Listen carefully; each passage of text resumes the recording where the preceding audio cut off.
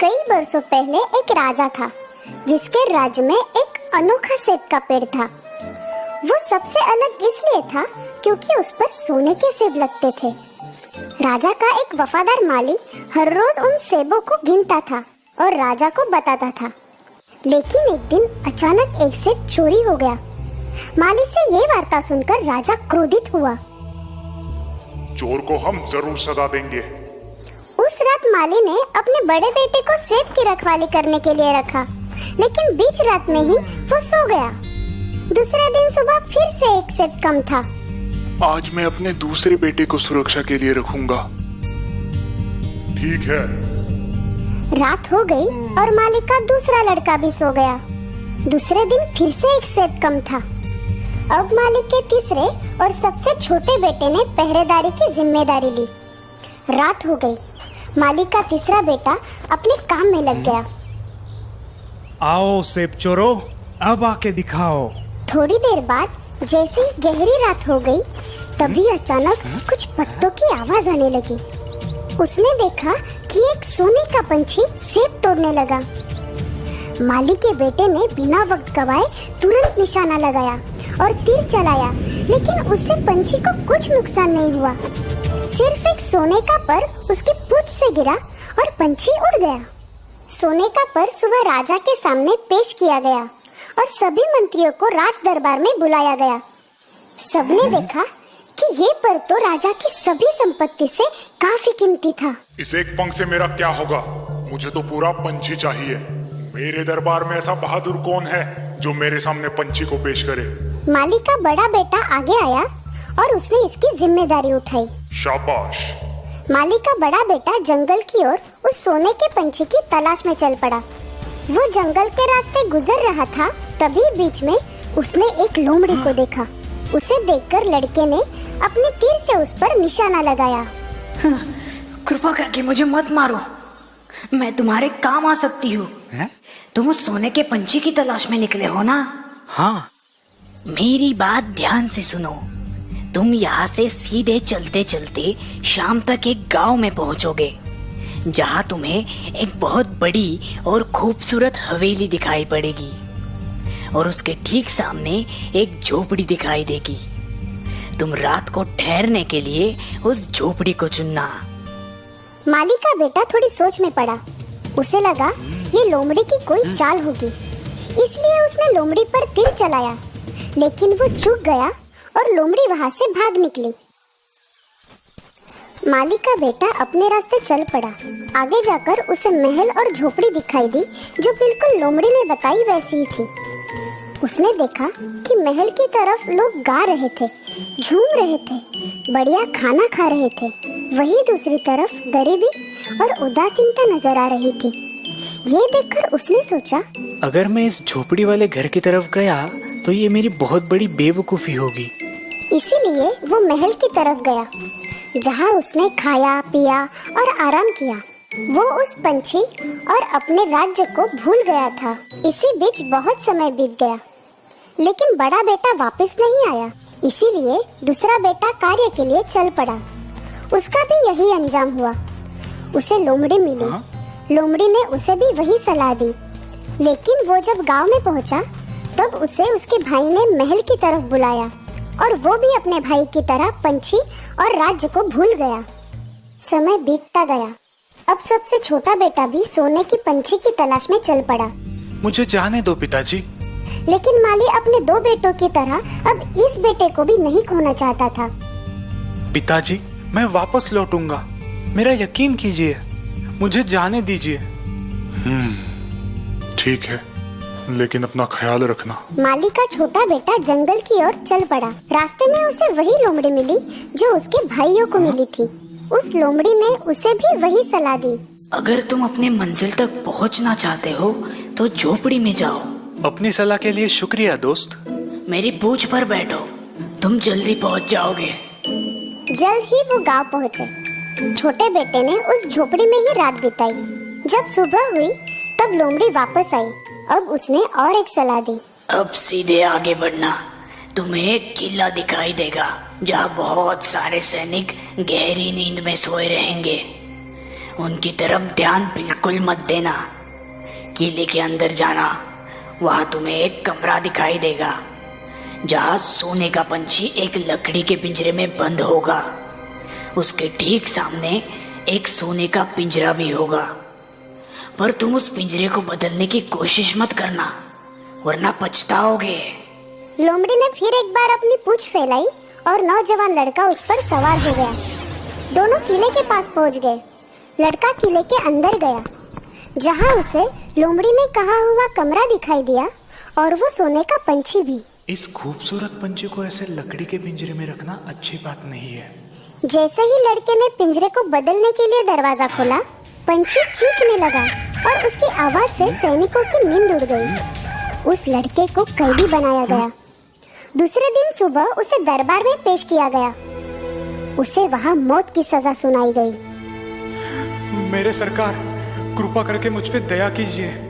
मैं तुम्हें एक ही शर्त पर छोड़ूंगा। जाओ, मेरे लिए वो सोने का घोड़ा ले आओ जो तूफान जैसे तेज दौड़ता है। तभी मैं तुम्हारी सजा माफ करूंगा और वो सोने का पंछी भी दे दूंगा। उसने फिर से अपना सफर शुरू किया। तब रास्ते में उसे उसकी दोस्त लोमड़ी मिली। तुमने देखा ना क्या हुआ मेरी सलाह ना मानने का नतीजा। तुम एक अच्छे लड़के हो, इसलिए उस सोने के घोड़े को ढूंढने में मैं तुम्हारी मदद करूंगी। तुम सीधे जाना, फिर तुम्हें एक किला नजर आएगा जहाँ वो घोड़ा अपने टेंट में खड़ा होगा। उसकी देखरेख करने वाला गहरी नींद में सो रहा होगा। घोड़े को चुपचाप वहां से छुड़ा लेना, पर उस पर पुराने चमड़े का सैडल डालना मत भूलना, और उसके पास ही पड़ा सोने का सैडल बिल्कुल मत लेना। सब कुछ सही जा रहा था। घोड़े को देखकर लड़का बोला, मैं इसको सोने का सैडल दूंगा, इसका हक बनता है। जैसे ही लड़के ने सोने के सैडल को हाथ लगाया, उसकी देखरेख करने वाला जाग गया। रक्षक दौड़कर आए और उसे गिरफ्तार किया गया। अगले दिन फिर उसे मौत की सजा सुनाई गई और उसने फिर दया की भीख मांगी। तुम खूबसूरत राजकुमारी को मेरे सामने ले आए तो मैं तुम्हारी जान बख्श दूंगा। फिर तुम वो पंछी और घोड़ा अपने पास रख सकते हो। लड़का अपनी राह चल पड़ा। उसे फिर लोमड़ी मिली। अगर तुमने मेरी बात मानी होती तो तुम्हारे पास पंछी के साथ साथ घोड़ा भी होता। मैं तुम्हारी फिर से मदद करूंगी। यहाँ से आगे जाकर तुम किले में पहुंच जाओगे। वहाँ तुम्हें राजकुमारी मिलेगी, उसके हाथ को थाम लेना। मध्य रात्रि को राजकुमारी नहाने जाती है, तब वो तुम्हें रास्ता बताएगी। पर ध्यान रहे, तुम उसे माँ बाप के पास विदाई देने मत जाने देना। लोमड़ी और लड़का किले के पास पहुंच गए। लोमड़ी ने जैसे कहा था, लड़के ने ठीक वैसे ही किया। मध्य रात्रि को राजकुमारी के साथ निकला, लेकिन निकलते निकलते लड़की ने रोते हुए कहा कि वो अपने पिता से मिलना चाहती है। आखिर लड़के ने उसकी बात मान ली, लेकिन जैसे ही वो अपने पिता से मिलने आई, लड़के को फिर से बंदी बनाया गया। तुम मेरी बेटी को तब तक नहीं ले जा सकते जब तक तुम सामने वाले पहाड़ को 8 दिन में तोड़कर नहीं हटा दे। वो पहाड़ इतना विशाल था कि वो अकेले ये काम नहीं कर सकता था। 7 दिन होने के बाद भी वो पहाड़ का कुछ ही हिस्सा तोड़ पाया। निराश होकर वो बैठा ही था, तभी अचानक उसकी दोस्त लोमड़ी वहाँ पर आ गई। तुम सो जाओ, मैं ये तुम्हारा काम कर देती हूँ। और सुबह होते ही पहाड़ गायब था। राजा ने खुश होकर उसे अपनी बेटी सौंप दी। नौजवान और राजकुमारी वहाँ से चल पड़े। रास्ते में उसकी मुलाकात फिर लोमड़ी से हुई। अब तुम तीनों को ले जा सकते हो, राजकुमारी, घोड़ा और पंछी भी। सच? पर कैसे? ध्यान से सुनो। तुम राजा के पास जाओ और उसे राजकुमारी दे दो, वो बहुत खुश होगा। फिर तुम घोड़े पर सवार होना और उनसे विदा लेना। राजकुमारी से आखिर में हाथ मिलाना और तभी झट से उस घोड़े पर बैठना और जितना तेज हो सके वहां से निकलना। उसके बाद दूसरे किले में जाना जहां पंछी है। मैं राजकुमारी के साथ बाहर रुकूंगी। तुम घोड़े को दयालु राजा को दिखाना, फिर वो पंछी को बाहर ले आएगा। उससे पंछी देखने के लिए मांगना। जैसे ही तुम्हारे हाथ में पंछी आएगा, तुम वहां से निकल जाना। जैसे लोमड़ी ने कहा, सब कुछ वैसे ही हुआ। तुम्हारा शुक्रिया मेरी प्यारी दोस्त। तुम्हारे बिना मैं कुछ नहीं कर पाता। बोलो, मैं तुम्हारे लिए क्या कर सकता हूँ? ऐसी बात है तो मुझे खत्म कर दो। क्या? मैं ऐसा नहीं कर सकता। तुम मेरी दोस्त हो। ठीक है, जैसी तुम्हारी मर्जी, लेकिन मैं तुम्हें एक सलाह देती हूँ। 2 बातों को हमेशा याद रखना। वापस लौटते वक्त किसी की भी मदद मत करना और फिरौती मत देना। और याद रहे, नदी के किनारे बिल्कुल मत बैठना। वो राजकुमारी के साथ सवारी करते हुए उस गांव में पहुंचा जहां उसके दोनों भाई थे। वहां 2 आदमियों को फांसी होने वाली थी। उसने देखा कि वो 2 आदमी उसके भाई थे जो अब चोर बन गए थे। रुको, मेरे सारे पैसे ले लो, पर मेरे भाइयों को छोड़ दो। अपने भाइयों को छुड़ाने के बाद वो सभी जंगल से जा रहे थे। तभी दोनों भाइयों ने नदी के किनारे बैठकर कुछ खाने की सोची। इसी दौरान छोटा भाई लोमड़ी की सलाह भूल गया और इससे पहले कि वो कुछ सोचता, उसके दोनों भाइयों ने उसे नदी में ढकेल दिया। फिर राजकुमारी, घोड़ा और पंछी के साथ वो अपने राज्य के राजा के पास पहुंच गए। महाराज की जय हो। महाराज, हम सोने के पंछी को ले आए हैं। हमने हमारी मेहनत से उसे जीता है। फिर शाही जश्न की तैयारी की गई, लेकिन इस बार घोड़े ने कुछ नहीं खाया, पंछी ने गाना नहीं गाया और राजकुमारी तो रोने लगी। छोटा बेटा नदी में गिर गया था, लेकिन किस्मत से नदी सूखी थी। लेकिन नदी का किनारा इतना सीधा था कि वो ऊपर नहीं आ पा रहा था। तभी उसकी दोस्त लोमड़ी फिर से वहां आ गई। अगर तुमने मेरी बात याद रखी होती तो आज ये हालत नहीं होती। फिर भी तुम मेरे दोस्त हो, मैं तुम्हें यहाँ नहीं छोड़ सकती, इसलिए मेरी पूंछ जल्दी से कस के पकड़ो। तुम्हारे भाइयों ने तुम्हारे लिए पहरेदार रखे हैं, वो तुम्हें देखते ही मार देंगे।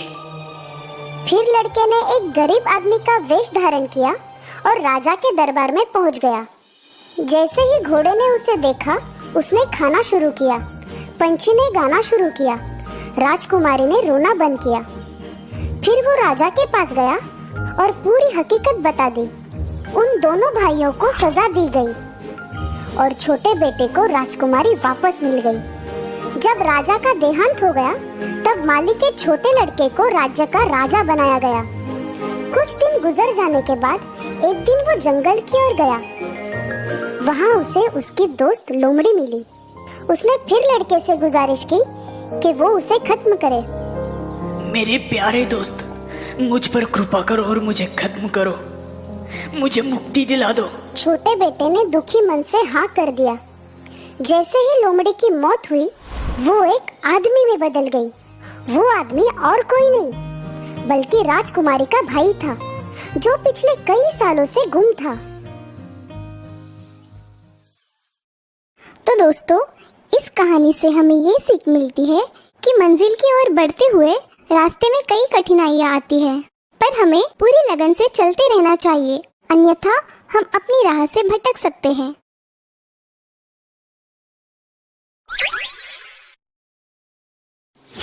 जादुई चक्की। एक समय की बात है, एक छोटे से गांव में 2 भाई रहते थे। एक बहुत ही अमीर व्यापारी था और दूसरा एक गरीब लकड़हारा। माँ, मुझे भूख लगी है। हाँ बेटा, पिताजी को आने दो, वो लकड़ी बेचने शहर गए हैं। आज जरूर लकड़ियों की बिक्री हुई होगी। आज भी तुम खाली हाथ लौट आए? तुम्हारे लकड़ियां ना बेचने के कारण हमारा बच्चा भूखा रहता है। पिताजी, मुझे भूख लगी है, सुबह से मैंने कुछ नहीं खाया। अपने बच्चे को इस तरह रोते हुए देख लकड़हारा दुखी हो गया। उसने सोचा कि क्यों ना अपने बड़े भाई से थोड़े पैसे उधार ले लूं। मेरे भैया मुझे जरूर मदद करेंगे।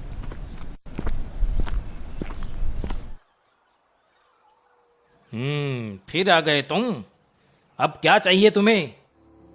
भैया, क्या आप मुझे थोड़े पैसे उधार दे सकते हो?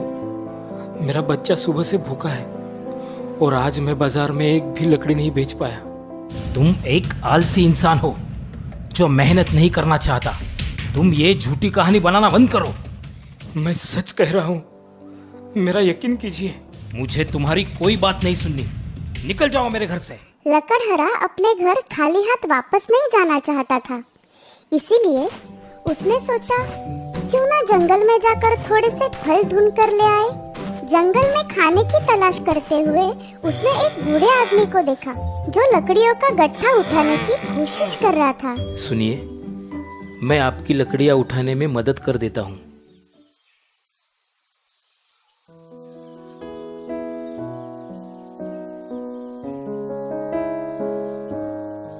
क्या हुआ?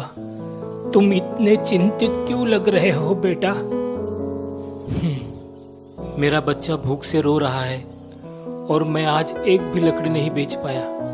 इतनी मेहनत करने के बावजूद भी मैं अपने परिवार को भरपेट खाना नहीं खिला पा रहा हूँ। लकड़हारे की कहानी सुनकर उस बूढ़े आदमी को बहुत ही दुख हुआ।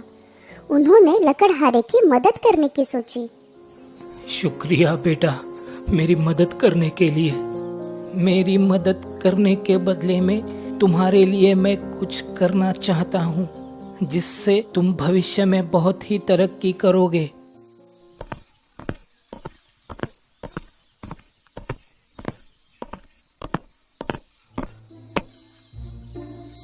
मैं तुम्हें ये रोटी की टोकरी दे रहा हूँ। इसे बोनो के घर पहुँचा दो, जो के घने जंगल में रहते हैं।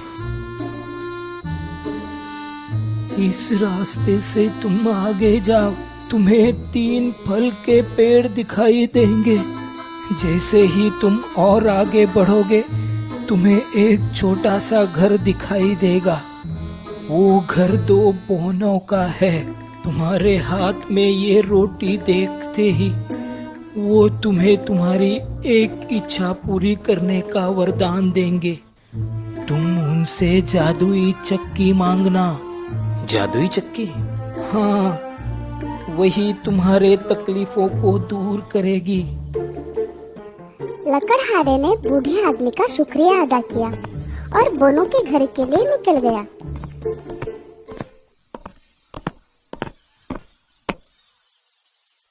पर जैसे ही वो उनके घर पहुंचा, बोने उस पर आग बबूला हो गए। कौन हो तुम और तुम्हें क्या चाहिए?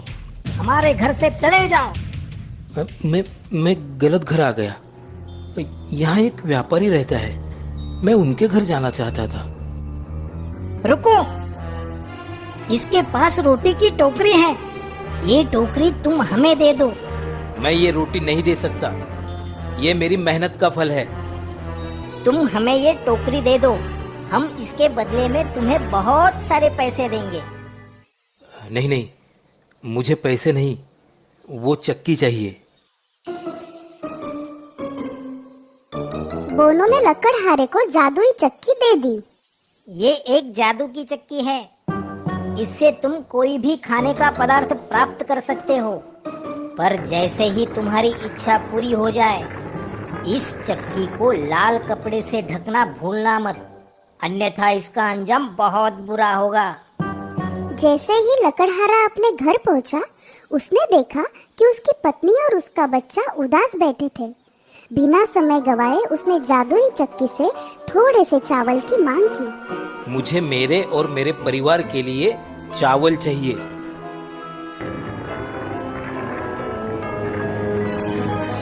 और उस जादुई चक्की ने उसकी ये मांग तुरंत पूरी कर दी। लकड़हारे के पूरे परिवार ने खुशी खुशी भरपेट खाना खाया। जादुई चक्की की मदद से लकड़हारे ने काफी अनाज का उत्पादन किया और हर रोज पास के बाजार में जाकर बेचने लगा। उसने अनाज बेचकर काफी पैसे कमा लिए, अपने लिए एक बड़ा सा घर बना लिया और हंसी खुशी से उसका परिवार वहाँ रहने लगा। लकड़हारे के बड़े भाई से उसकी तरक्की देखी नहीं गई। वो किसी भी हाल में उसकी तरक्की का रहस्य जानना चाहता था। तुम्हारे इस राज को मैं आज जान ही लूंगा और तुमसे ज्यादा अमीर बन जाऊंगा।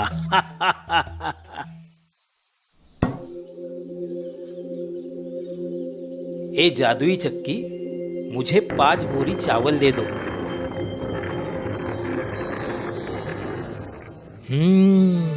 तो ये कमाल जादुई चक्की का है। इसे चुरा कर तो मैं बहुत सारे पैसे कमा सकता हूँ। लकड़हारा जैसे ही बाजार के लिए निकला, बड़े भाई ने मौका देख जादुई चक्की चुरा ली। चलो, हमें ये शहर छोड़ के जाना होगा। भाई अपने बीवी बच्चों के साथ जादुई चक्की चुराकर दूसरे शहर में भागने लगता है। बीच रास्ते में भी जादुई चक्की चलाने का मोह वो रोक नहीं पाता। बड़े भाई ने अपनी आंखें बंद की और जादुई चक्की से नमक मांगा। तुरंत उसकी मांग पूरी हुई, पर नमक का ढेर बढ़ता गया और उसे इस बात का पता नहीं था कि चक्की को कैसे रोका जाए। आखिरकार नमक के ढेर में उसे और उसके नाव को डुबो दिया। तो दोस्तों, ये हमेशा याद रखें कि हमें किसी से ईर्ष्या नहीं करनी चाहिए।